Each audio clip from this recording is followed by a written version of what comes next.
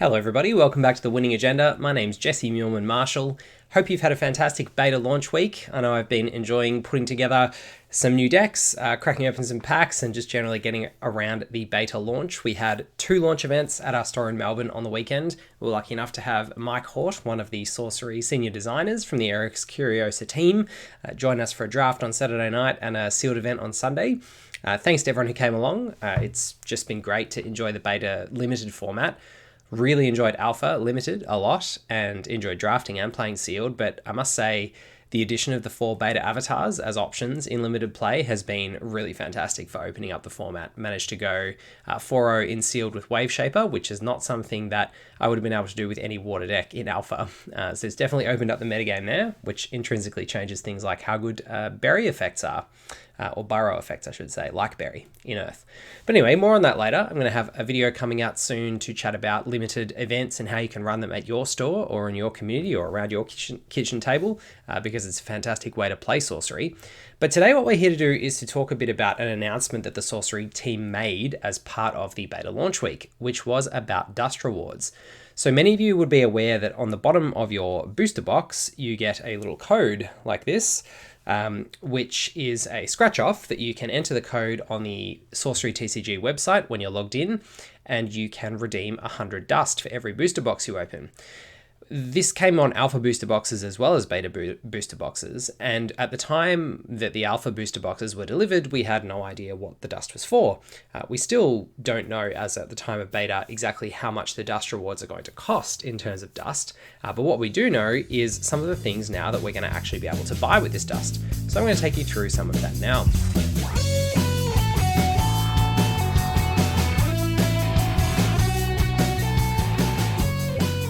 So the first thing that you can buy with your dust, which is very exciting, is some sweet promos. So all of this was announced on an official article on the sorcerytcg.com website, which I will link in the video description. So these 3 promos were announced as, at the top of the article, as 3 examples of the sorts of things we're going to be able to buy with dust. And I should say, I'll talk a little bit about these promos and individually the different artworks and what they mean and how cool it is to have them as promos in the dust reward system. But I should say before this announcement, it was foreshadowed that we would get some information about what dust rewards would get us, but I certainly didn't anticipate that it was going to cover quite the amount of breadth that it does, at least initially. I thought they would have to take things a bit slower, so I was certainly very impressed about the breadth of what they're proposing to offer through the dust reward system. So the first thing is promos, and we've got Pudge Butcher on the left, which is a reverse angle from the alpha version. And of course, the original Pudge Butcher art, Angerworm, Jarrett Messing, I should say, also known as Angerworm on the Discord, who won the Gen Con Championship and won the original Mix Ignis artwork, which many of us are very jealous of. He made a model for Eric, which he sent to Eric at the office, of the original Pudge Butcher artwork, and it was a 3D model. And so the back of it actually had this little foot poking out from underneath the Pudge Butcher, which Eric found very humorous. And so Eric actually commissioned Brian Smith. Brian revealed this on Mike's stream. Shout out Collector Art House Mike, who did a fantastic beta launch stream with a lot of the artists. And Brian actually said that Eric had specifically instructed him to include that foot from Jarrett's model on this reverse angle of Pudge Butcher. So a little nod to Jarrett and his model making skills. He's actually managed to make his way onto a Sorcery promo card. So congratulations, Jarrett. The next card is Color Out of Space, which is an incredible looking promo. I mean, I think this is going to just absolutely shine and pop and look incredible in foil. Speaking of colors coming out of space, I think there's just about every color you could possibly imagine in that artwork there from Dan Seagrave. So just an astonishingly beautiful piece of artwork that I'm very much looking forward to getting in foil and putting in some of my decks. An iconic and very powerful card, just like Pudge Butcher. Waypoint Portal, we've got a Boris Vallejo piece of art, which is a little bit sci-fi, a little bit different, possibly hinting at some future directions for Sorcery, who knows, in terms of having a bit more of a sci-fi 80s fantasy feel.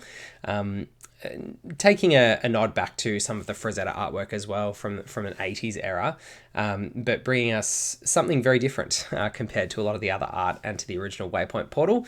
Not my favorite card, not personally my favorite type of artwork, but very cool I know there are a lot of fans of Boris Vallejo out there who are going to really, really enjoy that. On the playmat side of things, now this is something that some people speculated there might be 1 or 2 playmats, they might come at some point in the Dust Rewards system. I don't think people anticipated there would be 4 such cool playmats from the outset. So we've got Roots of Yggdrasil, an iconic piece of artwork there.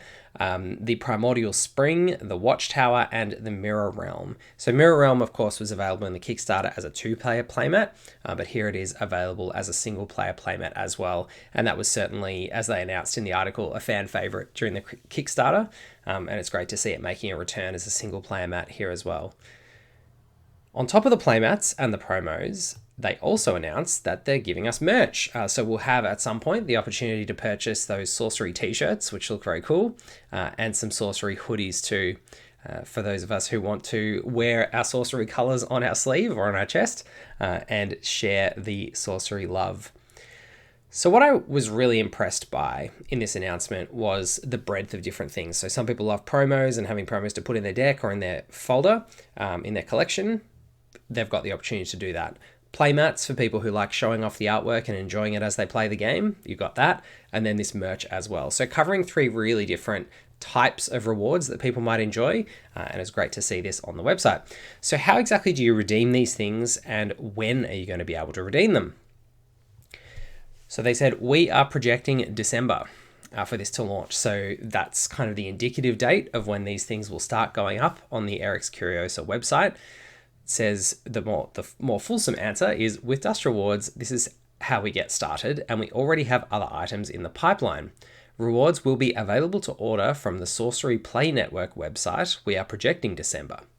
To order items, players will be required to pay for shipping and handling costs. We are also working on establishing additional regional fulfillment centers throughout 2024. So presumably this means that the shipping costs might be a little bit more expensive. It depends where these are shipping from. If they're shipping from the US, might be a little bit more expensive for non-US players initially, but it sounds like those regional fulfillment centers will allow players to pay a little bit less as time goes on for shipping of these rewards. So we'll see how all those logistics get worked out, but at the end of the day, it looks like around December time, we should have the opportunity to start purchasing some of these great rewards using our dust in the system. The other aspect to accumulating dust is that there's an announcement around the social play event kits, but also the accumulation of dust through organized play. So it says, in addition to the dust rewards, our current plans are to continue the production of new store kits to support showcase events.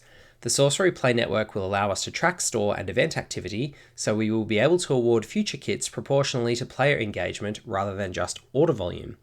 We want to recognise the efforts of our stores and supporters with our next Social Play store kit in late Q1 2024, even creating a path for stores to unlock the full benefits of a coveted Innkeeper partnership. So Innkeeper was a pledge level in the Kickstarter campaign that stores were able to pledge, and it looks like they're planning to convert that Innkeeper terminology over to a ongoing partnership with stores that will, it sounds like, be unlocked by running a range of events and keeping players engaged, not just selling products. So presumably it's going to be a mixture of order volume with player engagement through the Sorcery Play Network. And of course, the first Social Play kit was distributed recently with the beta release. We were lucky enough to get some at the store and give away some of these prizes to players over the weekend, which was really, really cool. I think people loved those art posters, the promos, the playmats, all aspects of it were really well received by players. So looking forward to seeing what the next kit is going to have as well, and continuing to share some of these prizes with players over the next few months. So what is the Sorcery Play Network? Well, you can actually visit it now. It's play.sorcerytcg.com. It's got a range of different events from different stores around the world who are able to list their events on here and then actually run it. It's a mixture of an event finder and organized play software, as well as a ranking and rewards portal. So it's kind of got, it ticks a lot of boxes and covers a lot of bases that the Sorcery team's trying to hit. So you can find events that are listed on there. You can actually buy tickets for events through the portal as well, for some events. and there are also rankings for competitive events in terms of ELO and other points as well. The finer details of these things haven't all been worked out yet. It's still, I think, in a bit of a beta phase, but you can see how it's going to work and how it's intended to work, whilst they still make some final tweaks to it as well. So I encourage you to go and have a look at that. But in terms of the dust conversation, I understand, and the intention hasn't been 100% set in stone yet, but I understand the intention is for these kind of events and participation and success in these events, so both participation rewards and placement rewards, giving you some kind of dust that you can use to purchase those rewards as well. So the summing up, basically, keep this video nice and short. Hopefully I've given you an overview of both some of the things you'll be able to buy with dust, as well as the different ways that you can accumulate dust from your booster boxes and from participation in organized play.